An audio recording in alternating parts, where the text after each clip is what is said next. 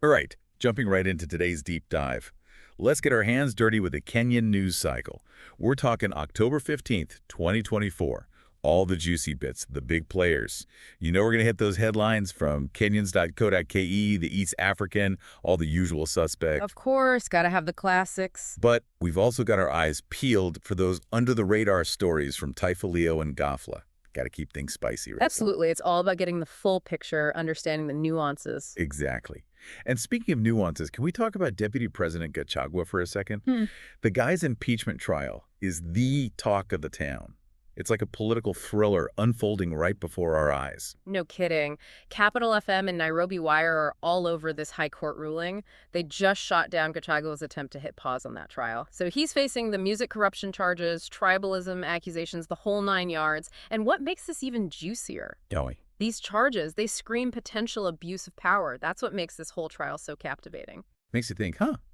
Kenyans.co.ke even mentioned all those court appearances he's racked up these past few weeks. Seems like he's really fighting tooth and nail to stay in the game. Oh, absolutely. This is high-stakes poker, for sure. Yeah. But it all comes down to this week. Wednesday, Thursday, the Senate's got the floor. 2/3 majority vote, that's what it takes to give him the boot. 2/3, that's a tall order. It is. And think about the ripple effect. This trial, it could set a major precedent under the 2010 Constitution. Imagine the impact on accountability at those top tiers of government going forward. Huge implications. And you know what else is wild? In the midst of all this Gachagua drama, ODM decided to drop a bombshell of their own. Oh, they did not hold back. Capital FM is reporting ODM's going full steam ahead with a presidential candidate come 2027. Now, here's the kicker. This comes right on the heels of all those rumors about ODM getting cozy with the ruling party. What's going on here? Right. Talk about mixed signals. Governor Wanga's out there saying ODM will rule this country. Sounds pretty confident, like they're gunning for 2027. But then you have Raila Odinga stepping down as ODM leader to chase that African Union Commission chair position. The head scratcher for sure. Totally. So what's the play? Is this some master-level chess move by ODM? Are they playing the long game, consolidating power behind the curtain? Or are we witnessing a legit shakeup in Kenyan politics? It's hard to tell. The political stage is always full of surprises. And speaking of surprises, let's jump over to the economic front.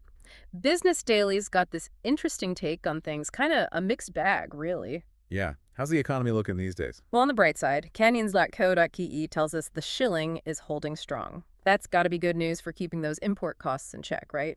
Hopefully helps keep inflation from running wild, too. Consumers and businesses got to be breathing a sigh of relief about that. But hold on, Business Daily also threw in some stats from a recent survey. 1 in 4 companies have had to let people go just this year. Not exactly cause for celebration. Sadly not. And what's worse is that it's the casual workers bearing the brunt of it. It's like this weird paradox, because then Taifa Leo throws us a curveball saying banks are booming, opening up new branches left and right. Okay, so which is it? Good times or bad times? It's like the economy has multiple personalities. It all depends on where you look, doesn't it? The economy's not this monolithic thing. Right. Different sectors are going to feel the heat or the chill in different ways. And that's what makes it so important to understand those nuances. We got to go beyond the headlines to craft economic policies that actually work for all Kenyans, not just a select few. Couldn't agree more. And speaking of nuance, let's shift gears to something that hits close to home for many Kenyans. Yeah. Housing and land. Kenyans.co.ke had these 2 government initiatives, and I gotta say, it's like they're living in 2 different realities. Almost like they're reading from different scripts, right? Totally. One minute they're talking about releasing 124,000 affordable housing units, which, by the way, fantastic news for anyone struggling with the housing situation. Music to their ears, I'm sure.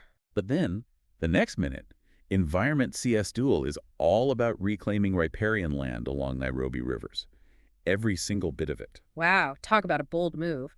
Environmentally speaking, it makes sense. But you gotta wonder about the people who will be displaced. It's a classic dilemma, especially for developing nations. Trying to balance progress and development with the needs of their citizens, not always an easy task. No kidding.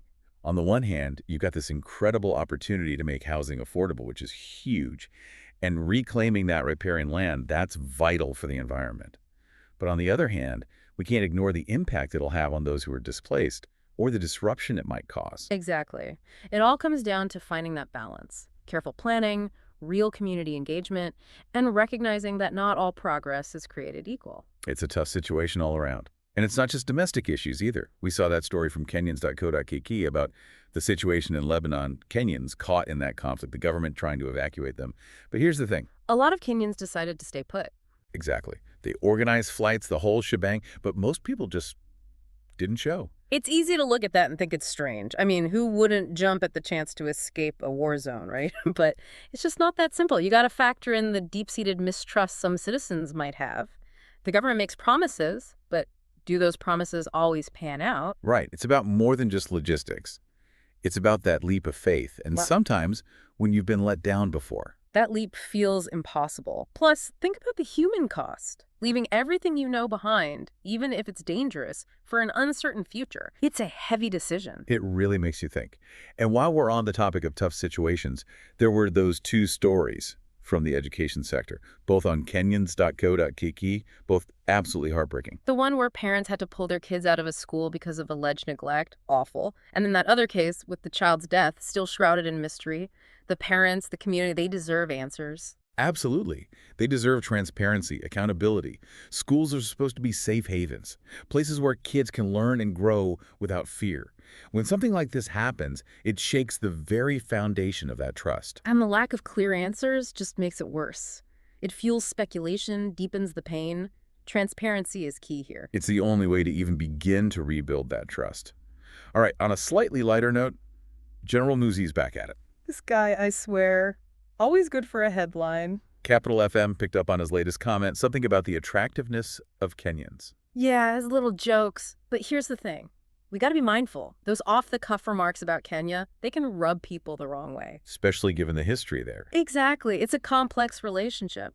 What one person sees as harmless banter can be interpreted very differently by someone else. Diplomacy, it's a delicate dance. Okay, let's swing back to the tech world for a minute.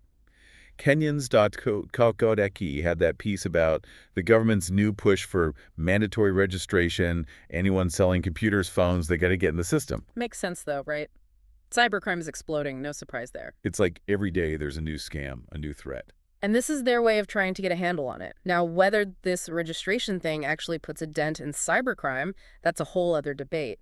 But it shows they're taking it seriously. And speaking of taking things seriously, Nairobi Wire reported on that senior IEBC official charged with forging academic credentials in this day and age. You'd think with all the technology we have, pulling something like that off would be harder. Right. It's like he missed the memo about digital footprints.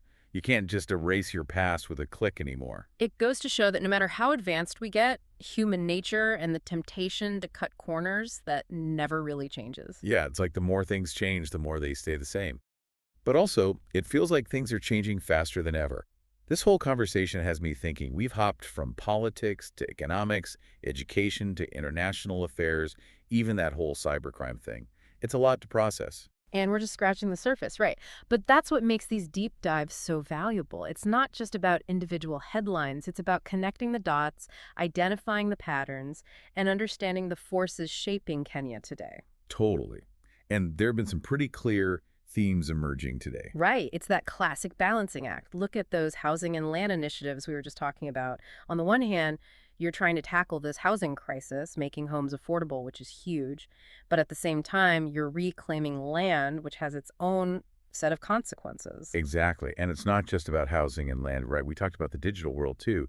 All that potential, all that innovation, but also this dark side with cybercrime and the need for digital literacy. It all boils down to this pivotal moment for Kenya. Yeah. How do you balance ambition with reality?